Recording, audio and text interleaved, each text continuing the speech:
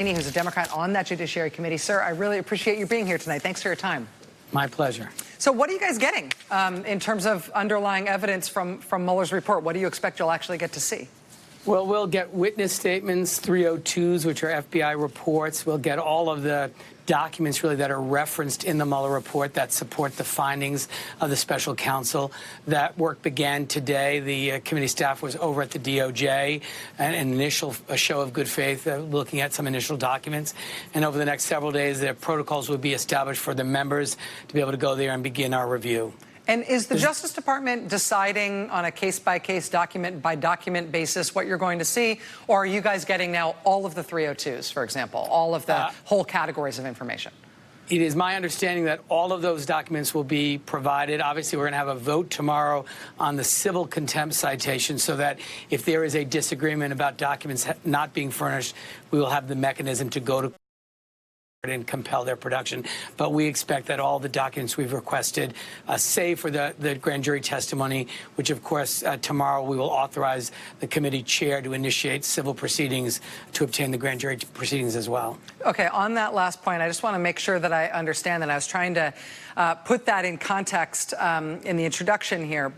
And for me, it's always been, I'm not a lawyer. Following these things from outside has always been a little bit through the looking glass, but the grand jury material was redacted from the report. It would require a court order for that information to be released to Congress because grand jury secrecy is a paramount concern for the federal courts.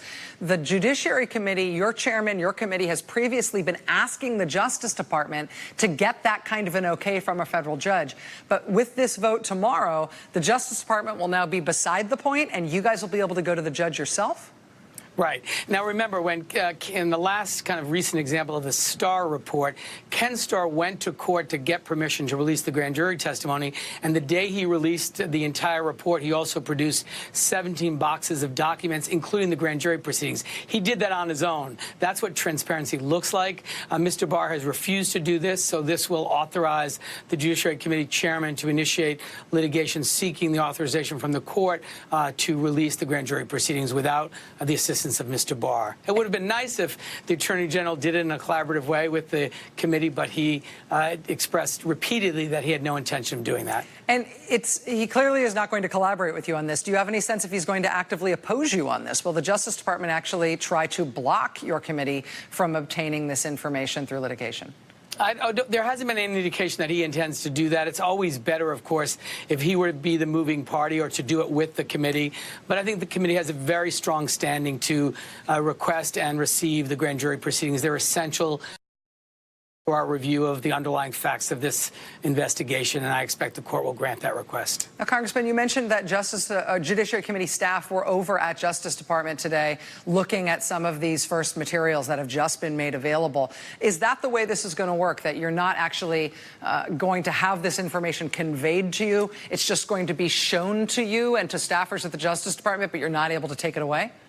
That's right. We'll go to the Justice Department to review the documents as well as our staff. Does that mean that the public will never have the opportunity to see any of this stuff? You'll be able to see it sort of in camera, but we'll never get to see it?